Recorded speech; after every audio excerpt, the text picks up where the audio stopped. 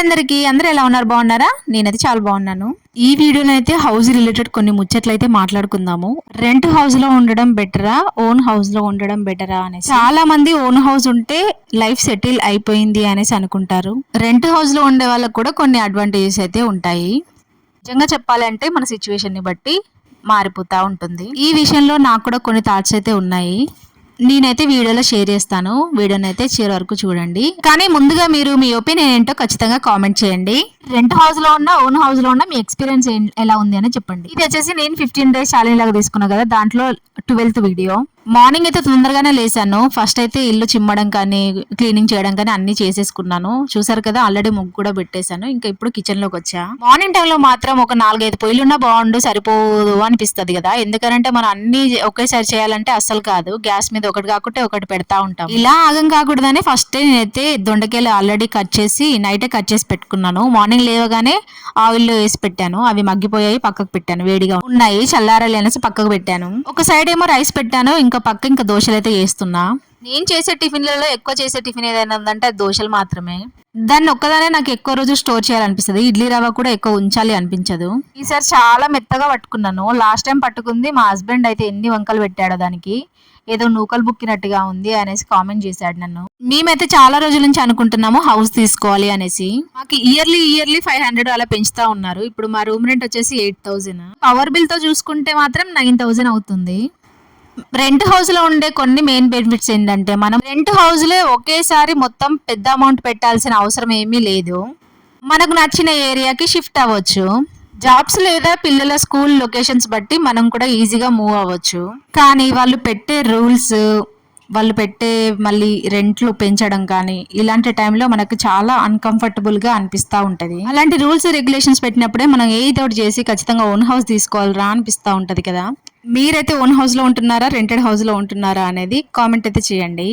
Own house లో ఉండే వాళ్ళైతే ఓన్ అని పెట్టండి, రెంట్ హౌస్ అయితే రెంట్ అని పెట్టండి. మేము ఫస్ట్ రెంట్కున్న అమౌంట్ వచ్చేసి 3400. ఇప్పుడు అది డబల్ అయిపోయింది చూసారా. మీ సైడ్ ఎలా ఉన్నాయి రెంట్లు అనేది ఖచ్చితంగా కామెంట్ చేయండి. ఓన్ హౌస్ తీసుకోవాలనుకుంటున్నాం, కానీ ఎప్పుడు తీసుకుంటాం, ఎలా తీసుకుంటాం అని చెప్తాను. రోజు మార్నింగ్ లేవగానే నేను చేసే పని ఏదైనా ఉందంటే ఫస్ట్ టిఫిన్ ప్రిపేర్ చేసి పెడతాను. మనం టిఫిన్ ప్రిపేర్ చేస్తుంటే మా బాబుని ఇంకా రెడీ చేసేస్తాడు. ఈ రోజు స్నాక్స్ లోకి అయితే వాటర్ మిలన్ పెడుతున్నాను. మా బాబుకి బాగా ఇష్టం. కావాలని అడిగి మరీ కొనిపించుకున్నాడు వాళ్ళ డాడీతో.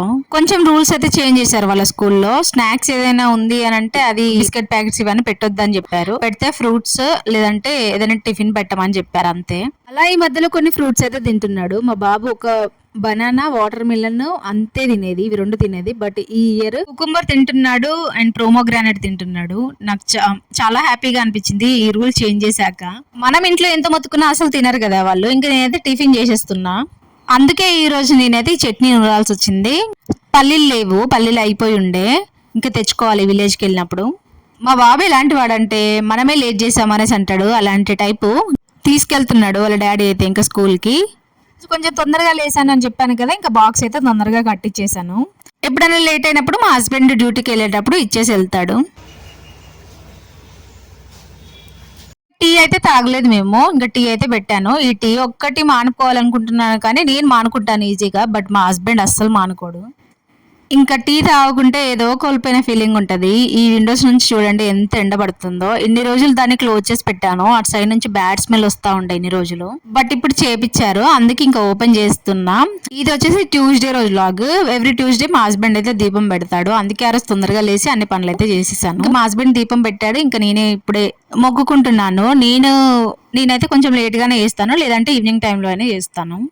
ఆ రోజే నాకు బ్యాడ్ న్యూస్ తెలిసింది. అదే యూట్యూబ్లో మానిటైజేషన్ కొంచెం రూల్స్ చేంజ్ అయ్యాయి అనేసి. 4000 8000 చేశారు, 10 million వ్యూస్ని 20 million చేశారు అనేసి. మా హస్బెండ్ అక్కడ చదువుతా ఉన్నాడు. అదే వేటి న్యూస్లో వచ్చాక నమ్మాను నేను. అంతకు ముందు వరకు అసలు నమ్మలేదు. నాకు ఫేక్ అనుకున్నా. నేను మార్నింగ్ లేసగానే చూసాను కానీ ఫేక్ అనుకున్నా. నాకైతే ఇన్ని రోజులు ఒక చిన్న హోప్ అయినా ఉండే, మానిటైజేషన్ 4000 అవుతుందేమో అనేసి. బట్ ఇప్పుడు ఆ హోప్ కూడా లేకుండా 8000 అవర్స్ అంట. 365 డేస్లో 8000 అవర్స్. ఎవరికైనా అవుతుందా చెప్పండి? నాకు ఆ హోప్ అయితే పోయింది. నేను అనుకున్నట్టుగా ఇంకొక 2 months అయితే కష్టపడతాను యూట్యూబ్లో. 2-3 months అంతే. దానికి మించి ఇంకా నేను చేసినా కూడా 8000 అవర్స్ అంటే మనకు అవ్వడం కష్టమే. చూద్దాం, మనం ట్రై చేసేది మనం ట్రై చేద్దాం. నిజంగా నాకైతే ఏడుపు వస్తుంది. చేసిన కష్టం అంతా బూడిద పాలు అవుతుంది అనేసి. దేవుడు ఒకసారి ఛాన్స్ ఇచ్చినప్పుడు దాన్ని మనం తీసుకోకుంటే ఇట్లనే ఉంటుందేమో కదా. చూద్దాం. అలా కొత్తగా యూట్యూబ్ పెట్టిన వాళ్ళు ఎంతమంది ఏడుస్తున్నారు అనేది కామెంట్ చేయండి. నాకు మాత్రం నిజంగా ఏడుపు వస్తుంది. మార్నింగ్ లేచిన దగ్గర నుంచి ఫేక్ అనుకున్నాను, కాకపోతే వేటు న్యూస్లో వచ్చాక అది నిజమని అనుకున్నాను. ఇంకా ఏదైతే అదైంది, నేనైతే వీడియోస్ చేసుకుంటూ పోతాను. నాకు అదృష్టం ఉంటే వస్తుంది, అంటే నా కష్టానికి ప్రతిఫలం దక్కాలని ఉంటే దక్కుతుంది, లేదంటే లేదు అనేసి ఇంకా లైట్ తీసుకొని నా వీడియోస్ నేను చేసుకుంటా ఉన్నాను. నేను చేసేది నేను చేస్తాను, దాని తర్వాత ఏది ఉంటే అది అవుతుంది, అంతే కదా. యూట్యూబ్ అయితే నిజంగా పెద్ద అంటే పెద్ద షాక్ ఇచ్చేసింది అసలు అందరికీ కూడా. నాకైతే పెద్ద షాకే అనుకోవాలి.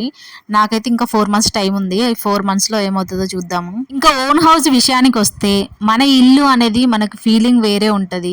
అందరూ అంటారు కదా, అమ్మ వాళ్ళ ఇల్లు, అత్తయ్య వాళ్ళ ఇల్లు, మరి నీ ఇల్లు ఎక్కడ అనేది మనం క్వశ్చన్ మార్క్ అయితే వేసుకుంటా ఉంటాం కదా. మనకు నచ్చినట్టుగా మనం ఉండొచ్చు, మన ఇల్లు.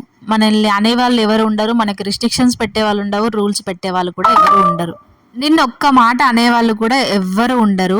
అది నీ ఇల్లు, నీ సొంతం అన్నట్టుగానే ఉంటుంది. కానీ ఓన్ హౌస్ అంటే ఈఎంఐస్, మన దగ్గర అమౌంట్ లేకుంటే ఖచ్చితంగా మనం లోన్కి వెళ్తాము. ఓన్ హౌస్ అంటే మెయింటెనెన్స్ కానీ, ఇంకా ప్రాపర్టీ బిల్లులు కానీ, అది చాలా ఉంటాయి కదా.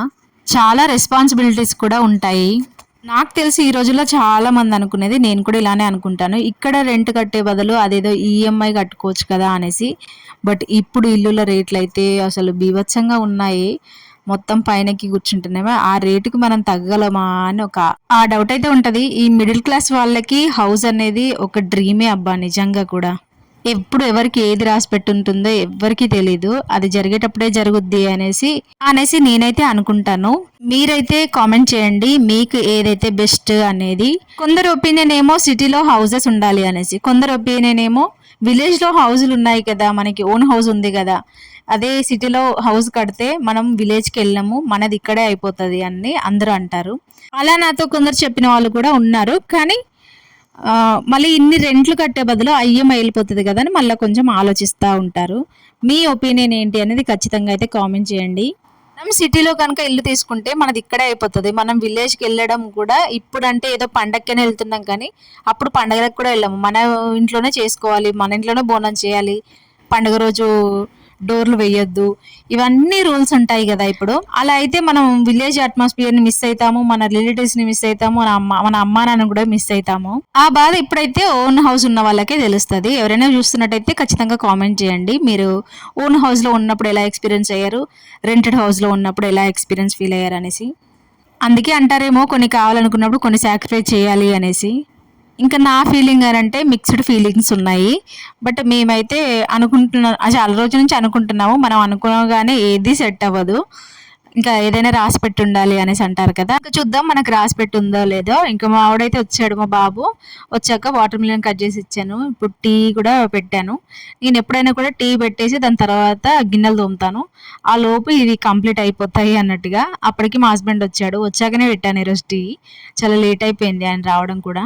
ఈ రూమ్ రెంట్లు పెంచుతుంటేనే నాకైతే ఫుల్గా భయం వేస్తుంది అసలు. ఏంటి 8,000 9,000 రెంట్ అవుతుంది, ఇంత కట్టాలా అనేసి. ఈ మంత్ అయితే మా ఓనర్ వాళ్ళు రెంట్ పెంచారు 8,000 ప్లస్ మాకు పవర్ బిల్ మాకే వస్తుంది, 9,000 అవుతుంది అలా మొత్తం బిల్లు. చాలా మంది అంటారు రూమ్ షిఫ్ట్ అవ్వచ్చు కదా అనేసి, కానీ మేమున్న ఏరియాలోనే నచ్చుతుంది. మా హస్బెండ్ కి సికింద్రాబాద్ దగ్గరలో ఉంటది, కాకపోతే అక్కడికి కూడా వెళ్ళను అంటాడు. ఇదే ఏరియా నాకు నచ్చింది, ఇదే ఏరియాలో ఉంటాను అనేసి అంటాడు.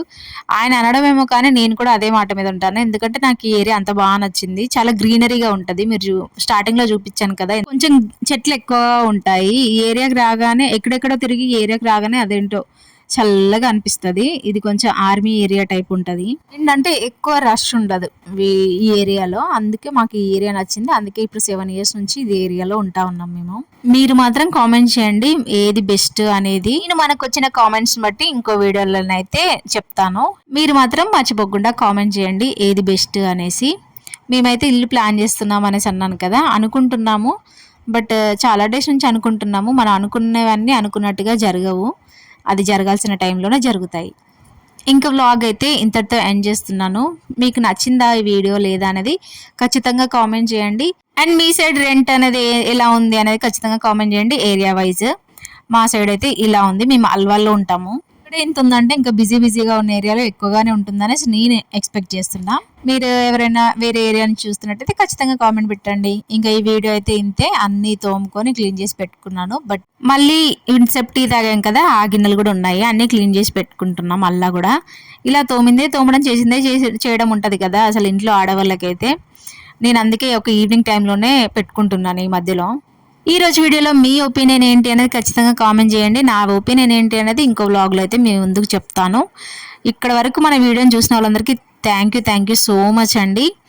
అండ్ కామెంట్ అయితే చేయండి. కామెంట్ వల్ల కూడా మన వీడియో అనేది ఇంకొంచెం ఎంగేజింగ్ అయ్యి వ్యూస్ అయితే వస్తాయి. Thank you so much for watching. ఇంకో వీడియోతో మీ ముందుకు వస్తాను. అంతవరకు ఉంటా, బాయ్.